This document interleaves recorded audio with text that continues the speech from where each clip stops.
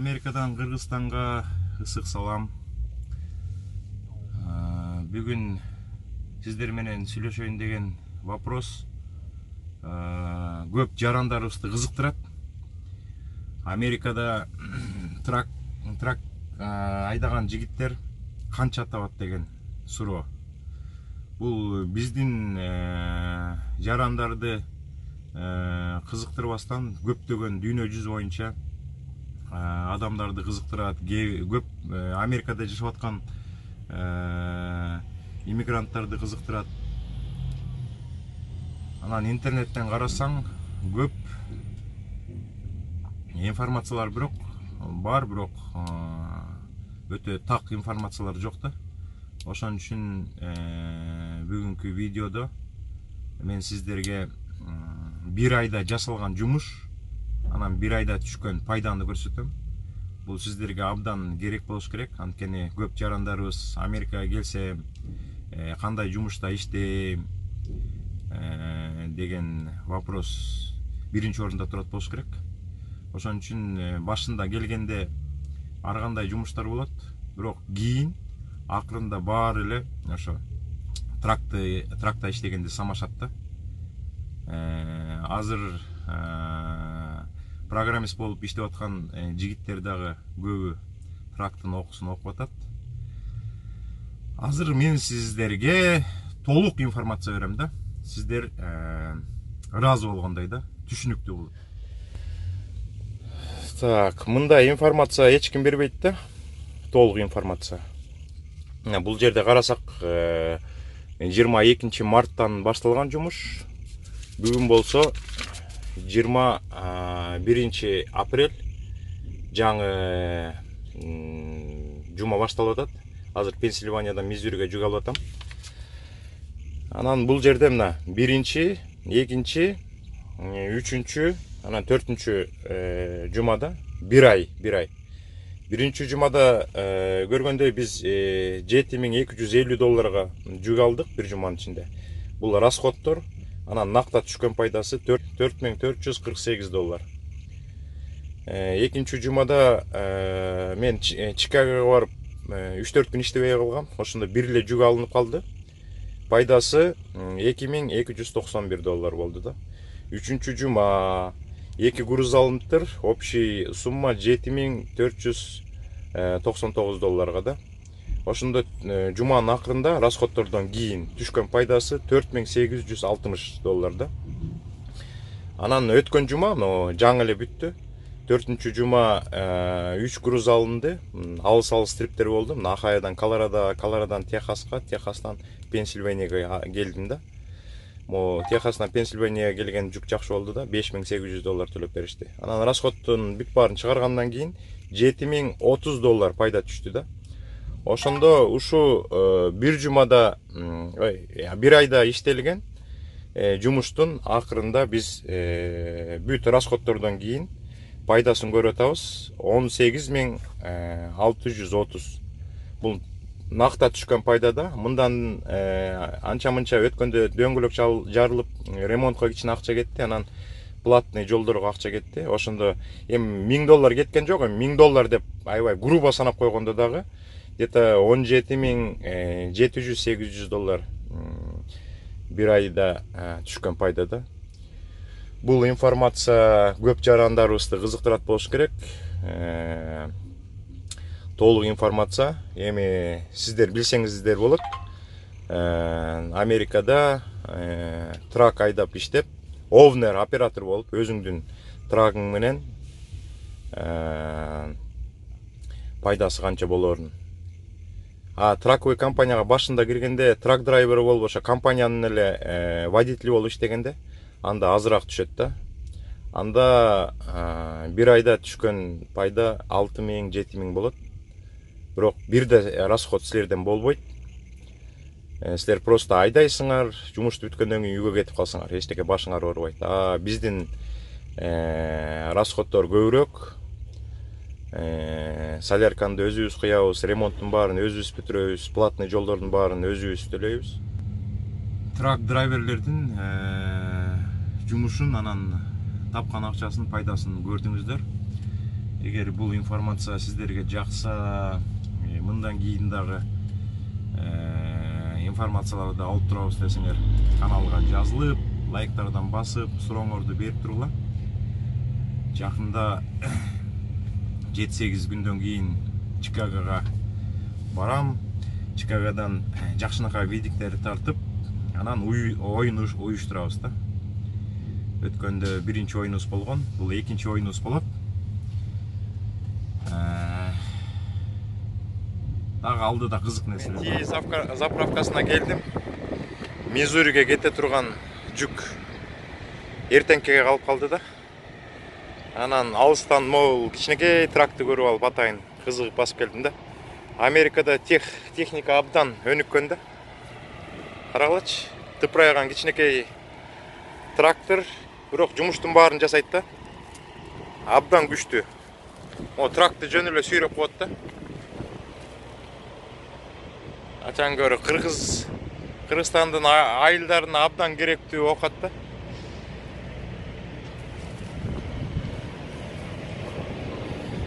Бир киши отуруп алып, жумуштарын баарын бүтүрө берет да.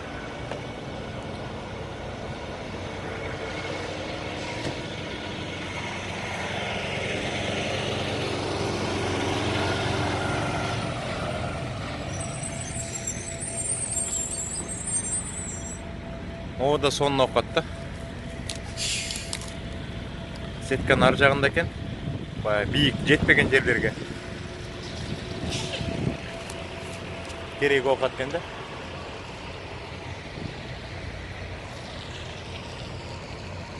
Азыр барып тие заправкасынын ишин көрөлү. Дрон учуралы.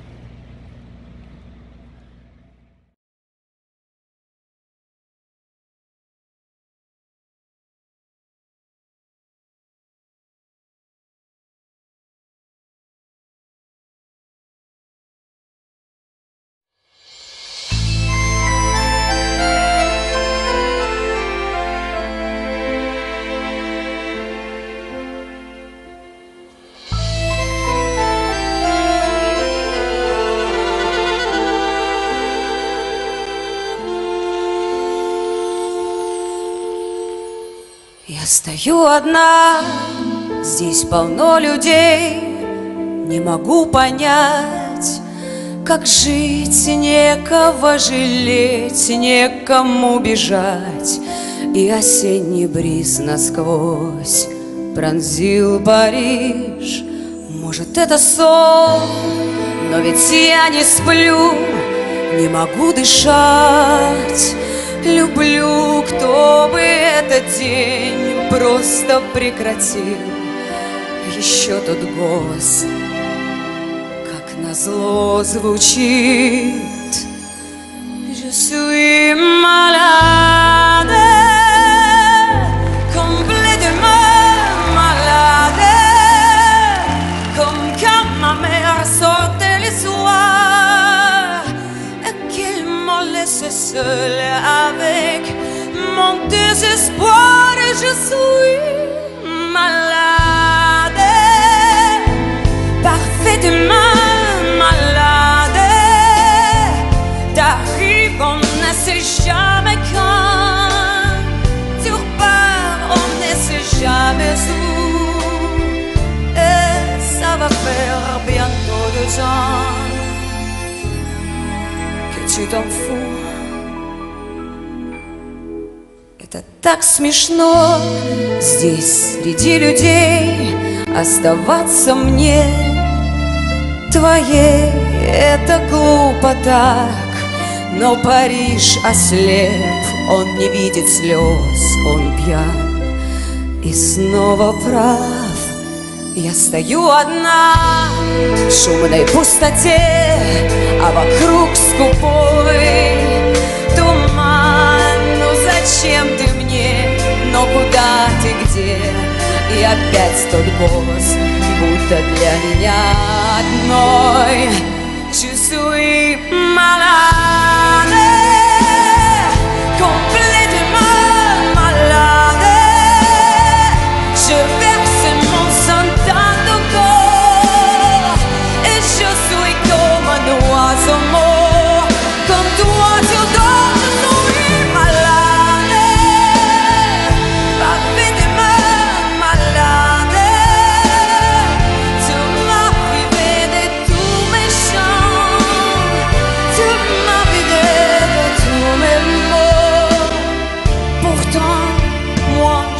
du talent avant ta peau. Я стою одна, как раздетая, все чего-то жду и жду, и берет в тиски, и сжимает грудь этот голос, что как на беду звучит: не надо.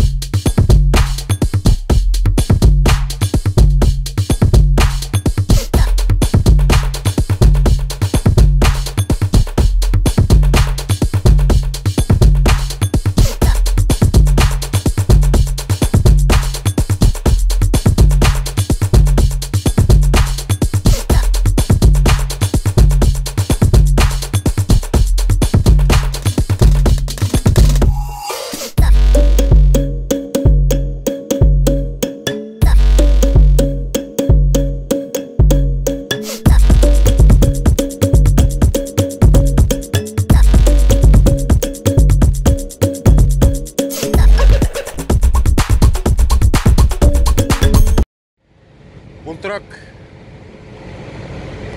içinde үйі менен экен. İçinde кухнясы бар, душу бар, туалет.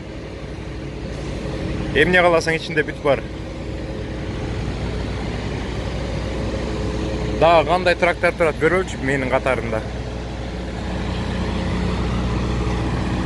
Кембот.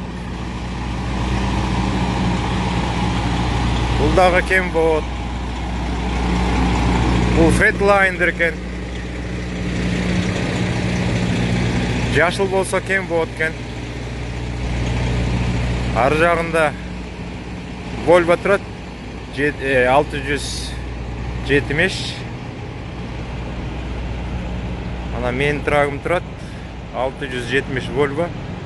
Ар жакта 780 турат, ак Volvo, анан жаңы чыккан Volvo турат.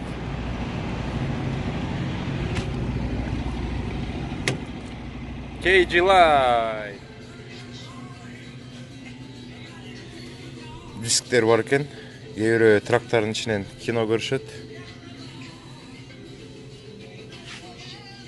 Бул болсо сувенирлер экен, футболкалар, оюнчуктар да сатылат.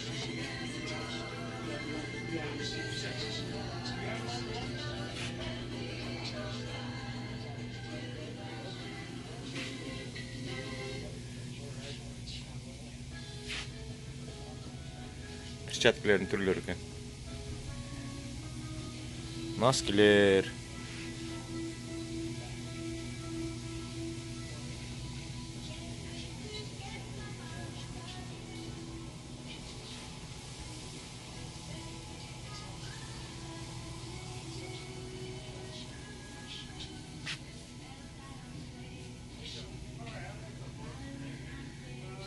Зимний шапкалар да бар экен.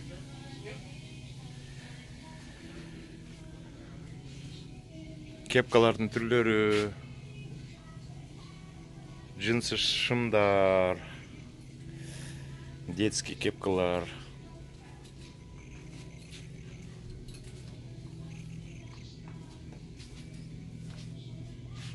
Мондай брелоктор бар экен да, ат жазылган. Өзүңдүн атыңды таап туруп алып алсаң болот экен. Кана Алмаз деген ат бар экен. Адан. Алан дейт, Алекс дейт. Алекс, Анна, Ангел. Алмаз деген ат жок экен. Унутуп калышкан го. Булар болсо экен трактарга керектүү нерселер. Соктор, суулар. Суу $1.49 дейт Америкада. $2, $3 суулар.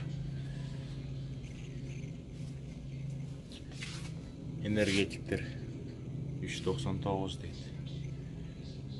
Red Bull деп ичип калышат го. Кыргызстанда канча болду экен Red Bull'дар? Буякта $3.49 дейт.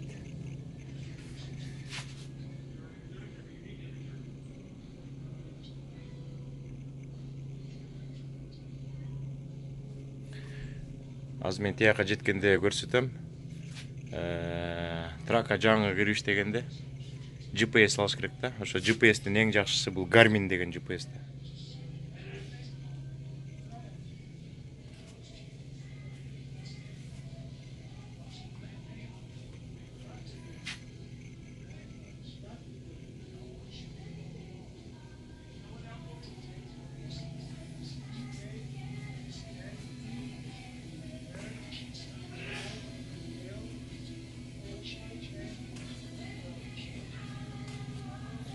Бул тракты кооздош үчүн антенналардын түрлөрү экен. Өзүнүн трак болгон айдоочулар өзлөрү трактарын кооздошот да.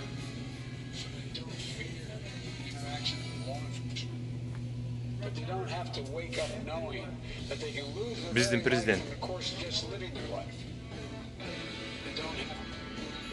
Ол очкилер $19.99 дейт. Булар кечинде кийип алып айдай турган очкилер да.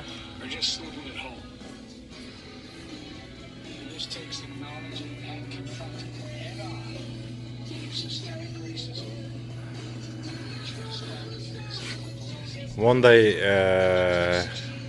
наушниктер трак драйверлер үчүн абдан керектүү окат да. 79 экен.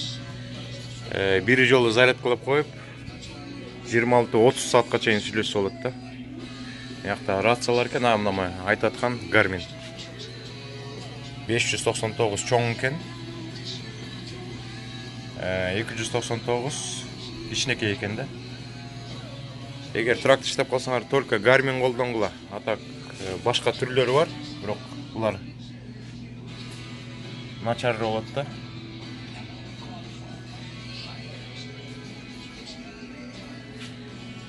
Этажга жеткен жери бар экен. Меники мондай да. Канча турат экен? $159 экен. Мен уже 2 жылдан бери колдонуп жүрөм.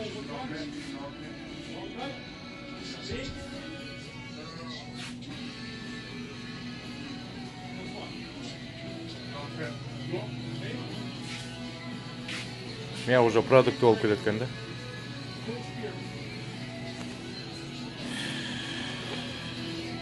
Мен жакшы көргөн мороженый. Ванила.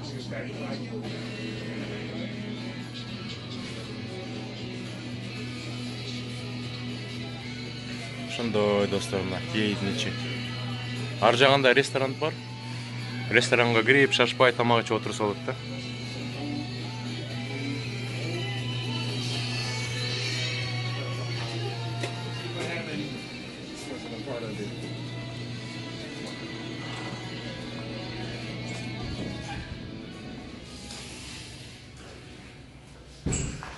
О, машинкадан лотерея алып туруп, мындай оюндарды алып туруп. кээ бир акча болот да. Россиядан бир орус жигит трак айдап жүрүп, ушундай жерден лотерея ойноп 3 миллион доллар утуп алган да. Тракты тыштап, Флоридадан үй сатып алып, 3-4 жыл болуп калды го дейм. Американы кыдырып эс алып жүрөт деп укканбыз да.